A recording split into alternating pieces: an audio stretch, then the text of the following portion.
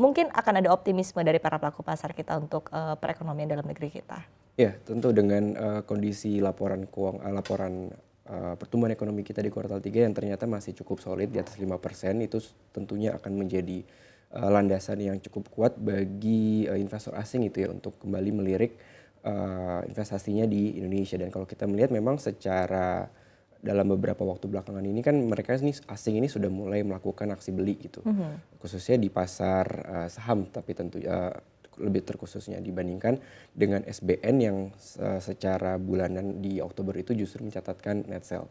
Dan kalau kita melihat memang, hal itu bisa terjadi akibat dari, SBN kita yang harganya sudah cukup tinggi ya, dilihat dari yield-nya yang, cukup rendah dan itu mengindikasikan mereka untuk akhirnya melakukan aksi profit taking dan sangat wajar seperti itu. Ketika sebuah aset harganya itu naik akhirnya ya mau nggak mau mereka juga melakukan aksi profit taking.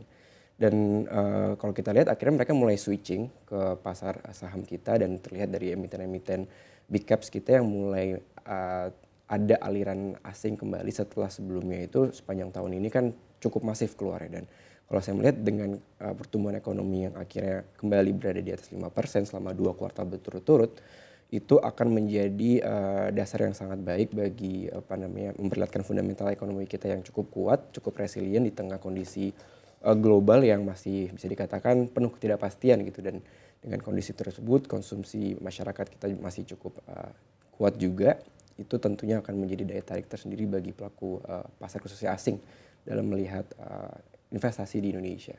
Oke, baik. Nah, apakah artinya menurut Anda mungkin preferensi dari para pelaku pasar ini cenderung lebih ke pasar ekuitas begitu saat ini? Karena, balik lagi tadi, seperti yang Anda sampaikan begitu ya, mungkin pasar ekuitas dilihat lebih menarik begitu oleh para pelaku pasar? Iya tentu karena salah satu juga, kenapa equity market ini mulai kembali dilirik adalah dari sisi, kebijakan moneter yang sudah mulai dilonggarkan ya secara Mhm. global.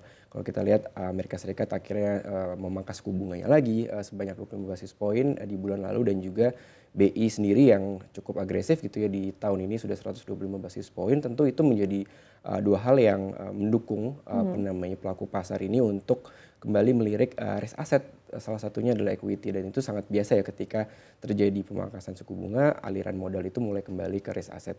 Salah satunya adalah, apa namanya, pasar modal dan itu sudah terlihat dari pergerakan, apa namanya, saham kita yang sudah mulai, menguat dan dari sisi valuasi dari emiten-emiten big caps kita itu kan bisa dikatakan tergolong, sudah cukup murah gitu dibandingkan dengan kondisi di tahun lalu misalnya. Dengan kondisi tersebutlah akhirnya, investor ini mulai kembali melirik dan ya salah satunya yang diuntungkan adalah emiten-emiten perbankan yang secara valuasi sudah cukup apa namanya, terkoreksi cukup dalam dan akhirnya menjadi tujuan atau target daripada, investasi pelaku pasar.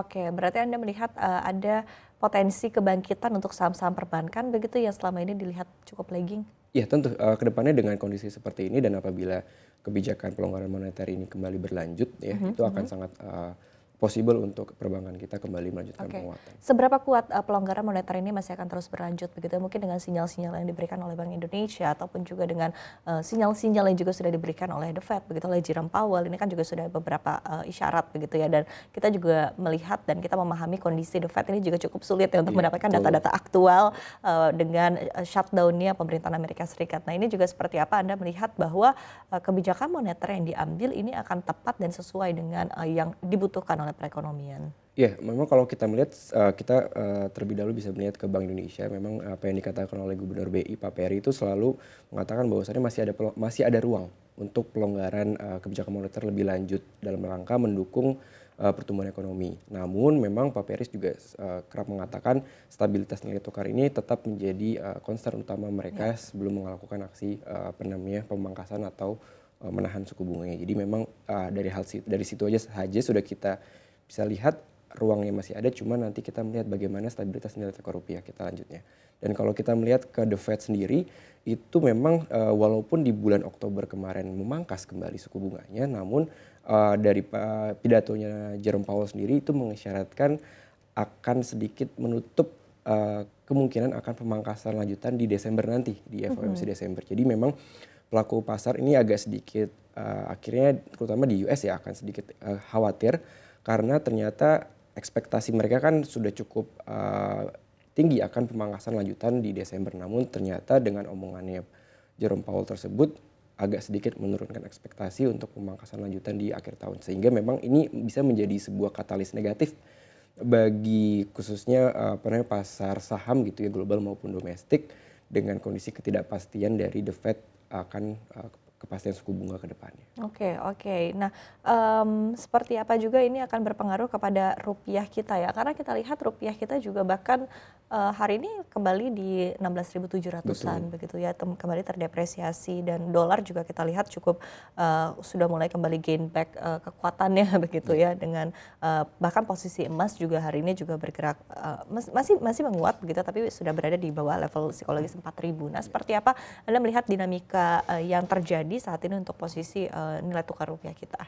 Ya, kalau kita berbicara nilai tukar itu masih erat hubungannya dengan ekspektasi daripada pemangkasan suku bunga The Fed tadi.